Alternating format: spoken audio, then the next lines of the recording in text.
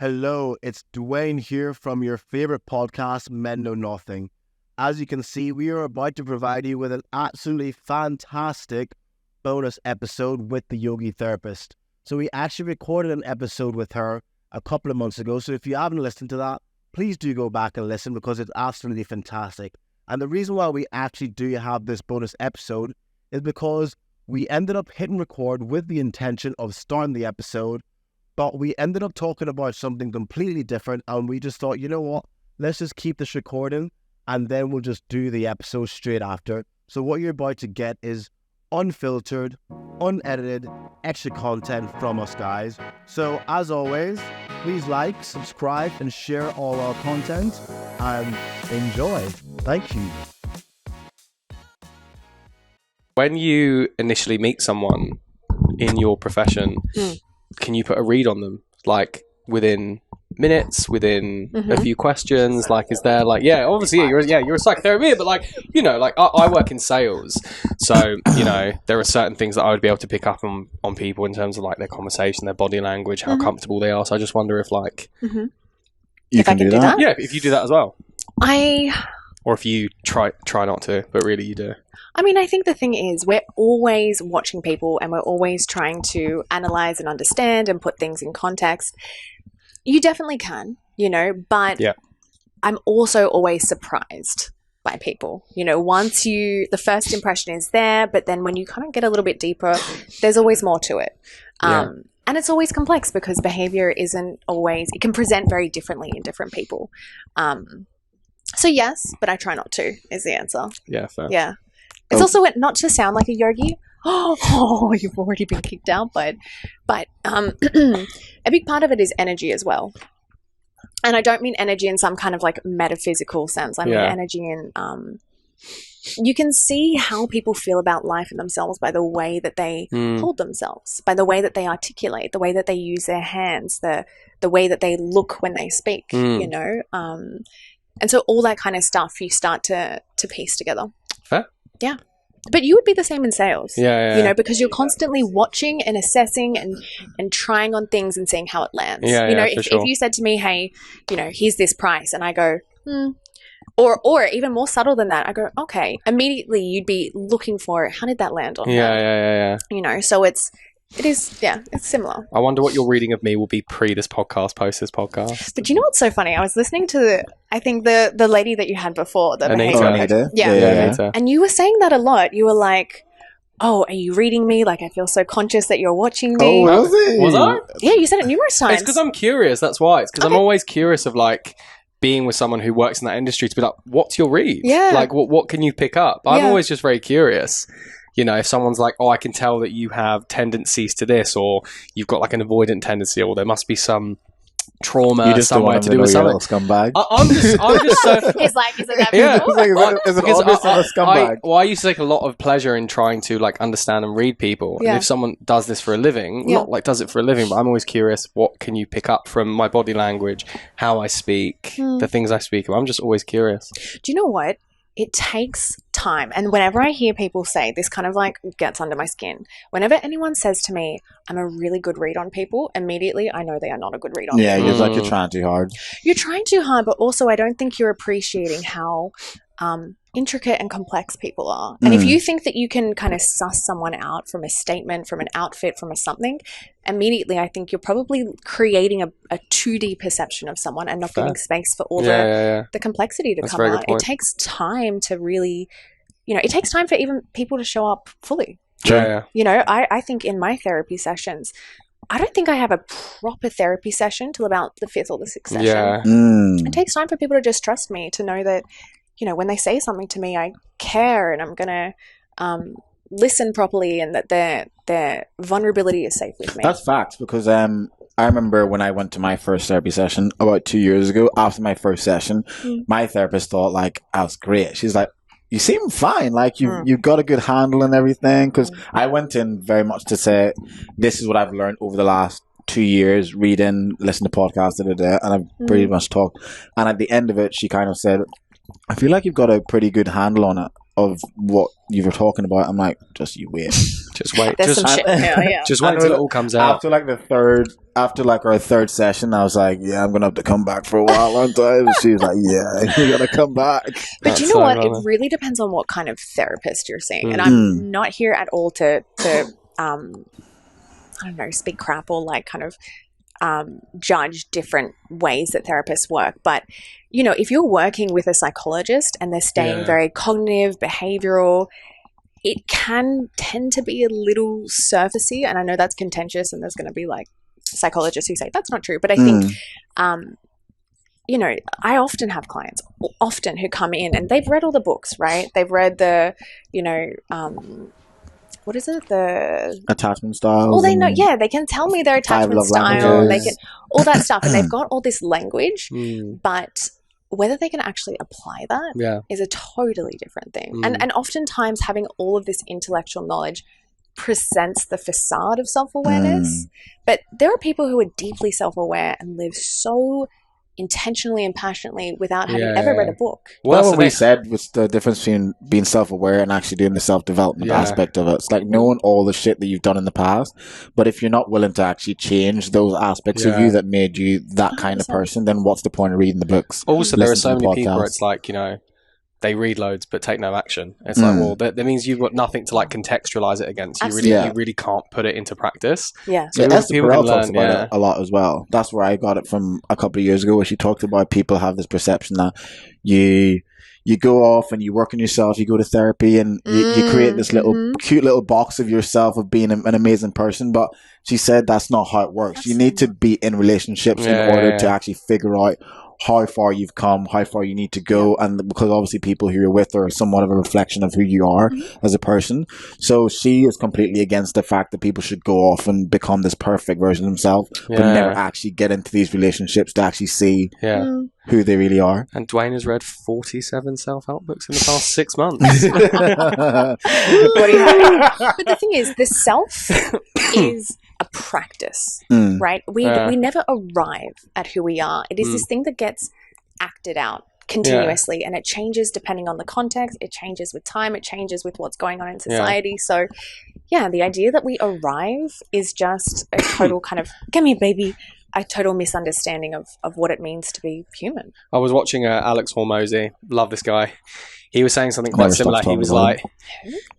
Alex Hormozy. You don't know Alex Hormozy. You don't know Alex Hormozy. He's a business sales guy. Yeah, he's a very good talker. He's a very good talker, and he's like, you don't win at fitness, you don't win at marriage. He's like, you get in shape and then you stay in shape. You don't win at marriage, but the goal is to stay married. So the same thing.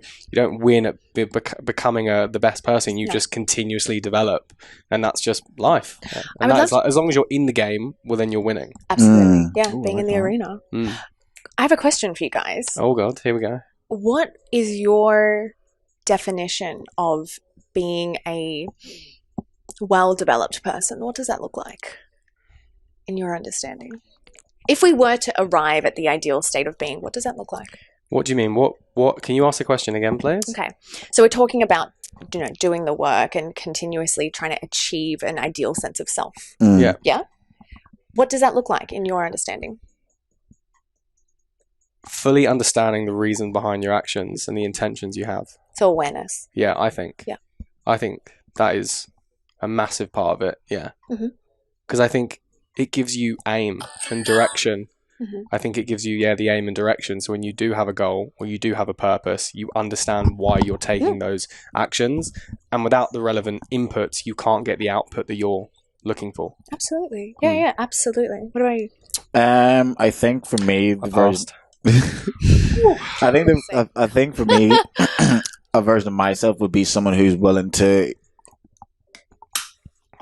has no issue with being confrontational when I feel like my boundaries and my needs and wants aren't being met. Because for years I would be the kind of person that if someone kind of bothered me, I just brush it off. It's like, oh, that's fine, don't care. And I've done that throughout like high school. If one of my friends like got with the girl that I've been chasing for months and now he started dating her and became a girl, I would kind of just shrugged it off and just let it be. The best version of me is to not allow the part of me who doesn't want to be confrontational to be confrontational. I like that. To a healthy degree. If someone pisses me off or pushes my boundaries or doesn't respect me or my time, I am now wanting to just say it without the fear of them being upset, because I should be allowed to voice my opinions, kind of thing. Yeah. Yourself? I'm here. You're like, I'm already here. Is what you're going to say make our Absolutely answers not. look like absolute shit? No. Do you know what? I love your answer, and I love your answer too. I love that journey for you. But your answer is kind of bang on to what I always tell people. Like, I remember my supervisor said to me, what is the aim of therapy for you? Like, why are people here? What is it that you're trying to get them to achieve or be? And a lot of people will say, happy, right? I want to be happier in my life. And I think happiness is a really beautiful place to visit, but it's a really unrealistic expectation to think that that's where we can live. Yeah. And I think the goal of therapy is awareness. Yeah. Because when we're aware, we're empowered. Because the reality is, most of the time we're acting unconsciously. We're acting or we're reacting to things that are familiar, things that are underlying, things that are unconscious. And I think when we have that awareness of why we are the way we are, why certain things piss us off, the stories that we tell ourselves, we then start to move into a place where we can consciously choose how we show up in situations. That's not going to make you happy. No, it's not. And I think what you were saying is, I'm sure to a degree, keeping the peace and letting shit fly gave you a sense of peace, because you didn't have to be confrontational. I mean, ultimately, it probably made you resentful, but to go to therapy and to do the work is to voluntarily step into discomfort over and over and over again. And it gets easier because you're better at it, but it's always hard. Yes. But I always say this to people, it's all hard. It's all hard. I It think wouldn't be worth hard. it if it was easy. I think it gets to a point that it can be quite, I don't know, after a while when you understand the process a bit more, I think it gets quite fun because it almost makes you like, you challenge your existing beliefs. You're like, I never thought about that before. That's a really cool way to like see that aspect of me or life or this or that. I'm like, that's cool. That's awesome. You've clearly been to therapy though. I have. I've spent a lot of time, to be honest, I've spent a lot of time with myself, with really great friends and just speaking to them. Beautiful. I kind of went to therapy as like an extra bit on the side. it was like an extra. I always wanted to go to therapy in my older age, and I was like, I just want to see if they're going to tell me anything I haven't already thought of myself. And I went, and like, she was basically like, it sounds like you've done a lot of the work. And I was like, and I did about 10, 12 sessions, and I was like, I just want to do this to see if maybe like I'm wrong or if I'm like in such a delusional disbelief. And that was kind of like why I went, because I'm like, I just want to see if you'll tell me something that I haven't figured out yet. So I basically went and told them everything about my life, and I was like, cool, pick it apart. Tell me like what's wrong, what's broken. This is why I think it's fixed. This is why I think it doesn't work. And that was kind of like what I got out of therapy. It was kind of like, okay, so I am on the right track basically, which was nice. I think I feel like there's plenty more that you can unpack though. Oh, for sure. Yeah. I'm sure as the years go on, there will be. Stuff in my head. I'm like, I have a few points you could probably talk about. Yeah, Dwayne's just at the back of your session being like, that's a lie. So ask him about this. Ask him about this. He hasn't talked about that in 12 sessions. This will be in the extra content of Men Know Nothing. Yeah. We haven't even started the actual episode we yet. haven't. Can we introduce? We'll do an introduction. Wait, can I just say one thing to that though? Yeah, for sure. Not to blow smoke up your ass. Okay, but, please do. Again, what's the goal of therapy? I want someone to be free of me. I refuse to give advice because that starts to foster codependency, right? I want someone to be fully empowered, that they can have exactly what you have, which is a deeply curious sense of self. Who am I? Why did I do that? And I think the extra part to that is you can do that with curiosity and compassion. Yeah. Not like, why the fuck am I like this? It's, why did I do that? Yeah. And even why do I feel this way? That change in tone is so big to be able to shift from blame and hatred and I'm not good enough, which is, where a lot of people live, to like, oh, I can ask this question and it needn't be inherently bad. Yeah, and then it gets to the point which you're clearly at, which is like, this is fun. Fuck, I didn't know this about myself. This terrible kind of, underlying unconscious belief I had that's ruining my life. Interesting. 20-year-old gaslighting even- me would have never seen this conversation happening. But even in a version where it's like you figure this stuff out and you always have that compassion for yourself because you totally understand, holy shit, I'm like this because of this experience I had when I was 8 years old. I remember that feeling and feeling this way. And it obviously, because I think one of the biggest things that I learned when I started reading the books and going to therapy is how much our childhood have an effect on us today. And I guess anyone who's doing the self-awareness stuff now realizes it, and it feels like common knowledge. But when I started so the first book I read was Attached after I came out of my relationship like 2 years ago. And they were talking about attachment theories and how your attachment style actually massively is dependent on how you were brought up and your primary caregiver and all that. And as I was reading through it, I was looking and thinking, holy shit, this is why I felt anxious in the past relationships, because this has happened. And then when I was like, oh, but I'm a little bit avoidant as well. And then I pinpointed the point in which I became avoidant, and it was in 2015. That's But fucking previous awesome. to that, I was always an anxious attachment style. And then that relationship after that turned me avoidant, and then I haven't felt anxious in a relationship in like 7 years. I think the fact you can see that as well, it's like, fuck. It was mad. It was like a flip of a switch. You see it from such like an outside perspective. You're just like, oh wow, okay. Because I see like how this game is playing out. That relationship, I ended up being anxious towards the end because of just how it played out.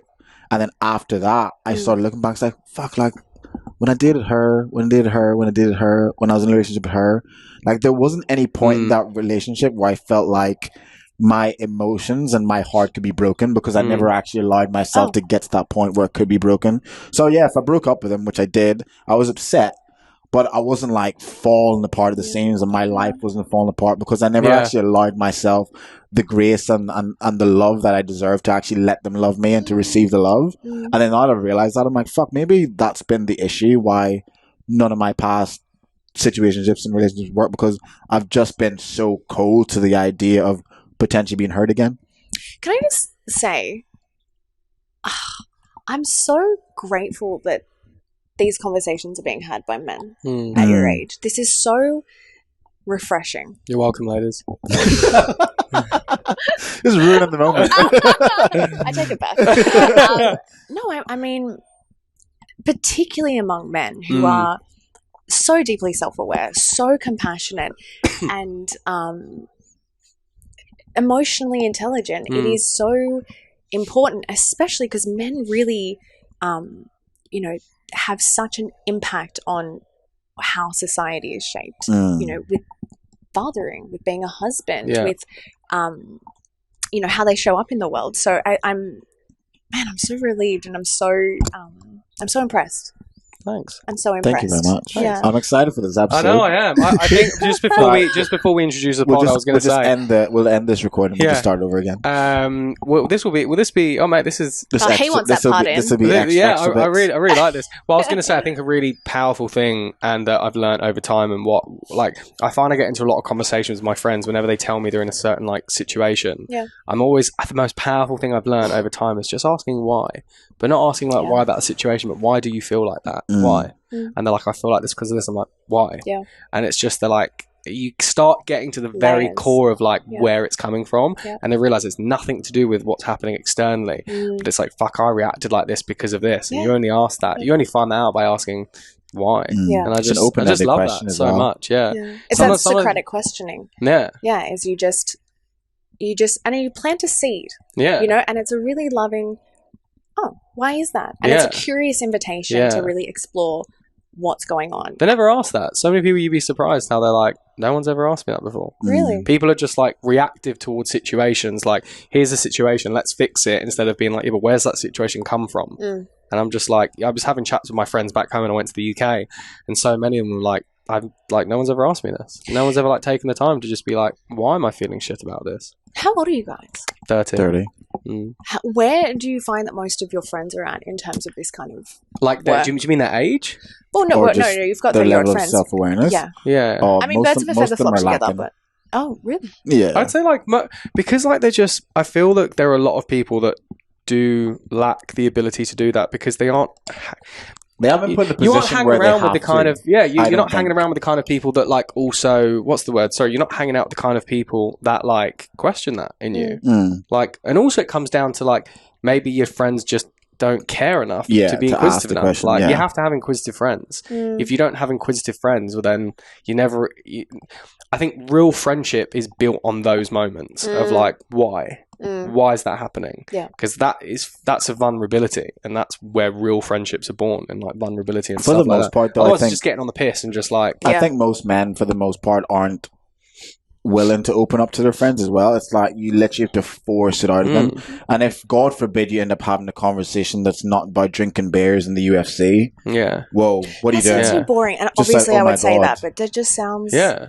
Yeah. Like I have male clients who start to do this work and then they become very lonely.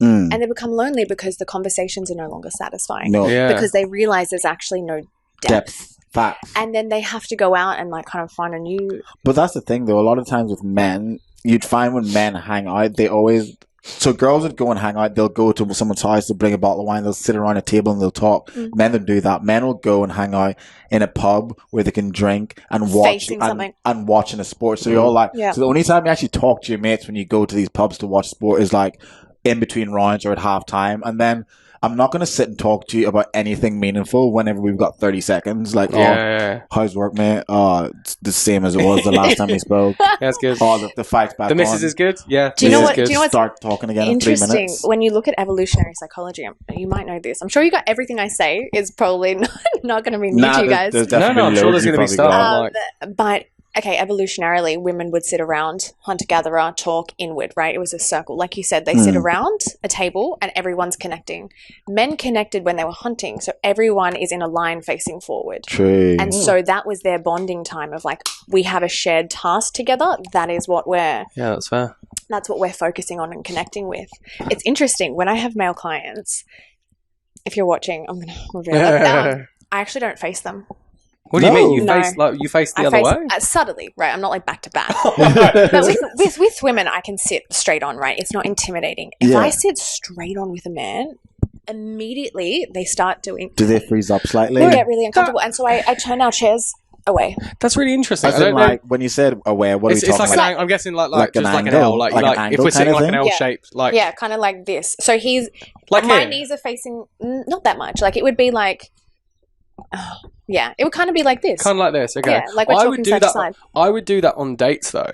So on like a first date, I would do Like that in an because L I find shape? if you sit opposite, it's like an interview. Yeah. And so I would always think, you want to sit an angle like this, like an L-shaped table or something Yeah, I like would that. if I So could it's not fit so you an like option. so it's not like You're so such a intense and stuff. salesperson. I am. Yeah. There's always a reason. He's trying to manipulate as soon as Also, he it's walks easier through to the build door. the like physical escalation and Yeah. stuff like that. The yeah. treatment hands. Yeah, exactly. True. But Yeah. I would always think that because it's like it's just a bit nicer and it's like it's a bit softer and it's not like an interview and it's easier because then you both have like an external reference point as well. Do you know what else is really interesting? Oh, once you hear this, you can't unknow it. So Here we go. we have mirror neurons in our brain. You have what? Sorry. Mirror neurons. Okay. And it's a part of our brain that helps us to look at our situation, look at the person in front of us and mirror back. Because mirroring, you would know this, Mr. Salesman, creates closeness. Mhm. And it's totally unconscious. And they did these amazing studies where they put people together in a room like this and they would take a number of measures about their physiology. So they would look at their heart rate and they would look at how much they were sweating. I think I've seen this Yeah, before. you would know this.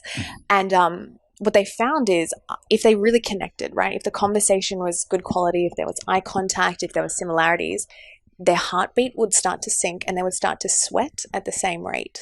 Wow. And that's how deeply wired we are for connection because we want to, we want to connect with the person that's in front of us. And so this is what I find with mirror neurons is you won't even realize you're doing it, but you will start to mirror back what people are doing. I notice that The all amount time. of times that a client will be sitting there, like this, and then if I check in, because I'm looking at her, I'm like, oh, she looks blah, blah, blah. And I'm like, oh, shit, I'm doing it too.